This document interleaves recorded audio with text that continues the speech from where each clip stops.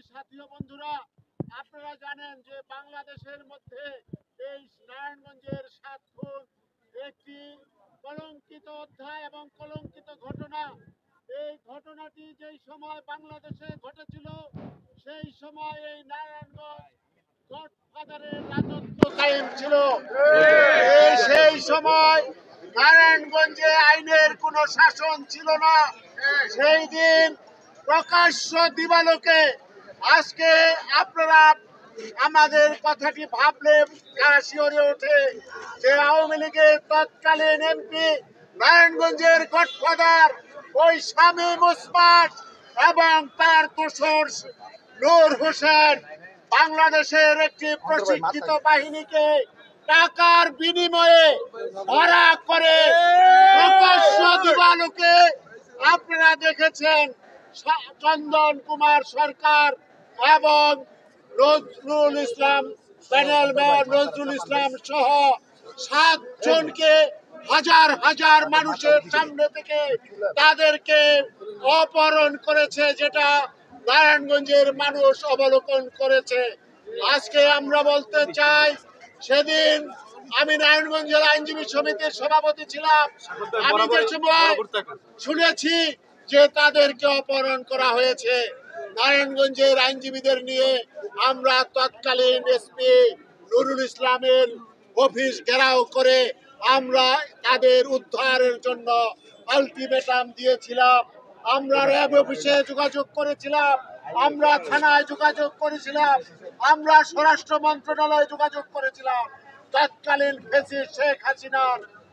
কিন্তু আমরা দেখলাম 3 দিন পরে 30 তারিখে ওই শীতলক্ষা নদীতে তাদের লাশ যেভাবে ভেসে এসেছিল, তাদের প্রত্যেকের বুকের মধ্যে 24টি করে ইট বাঁধা ছিল।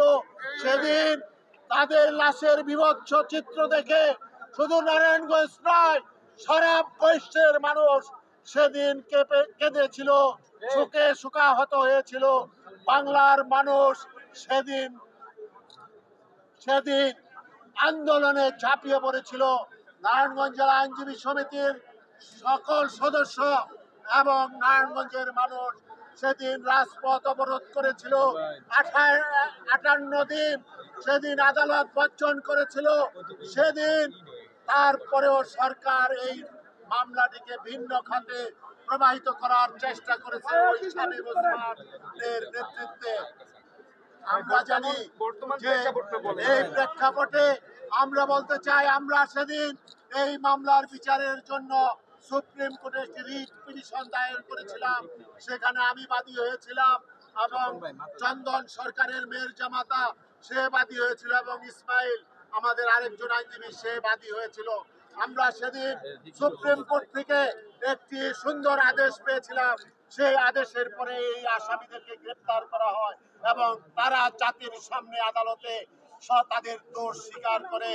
এই দোষ স্বীকারোক্তির মাধ্যমে সেদিন প্রমাণিত হয়েছিল যে তাদেরকে অপহরণ করা হয়েছে, খুন করা হয়েছে একটি প্রশিক্ষিত বাহিনীর মাধ্যমে। আজকে এই নারায়ণগঞ্জে আমরা সুবিচার পেয়েছিলাম আদালতে।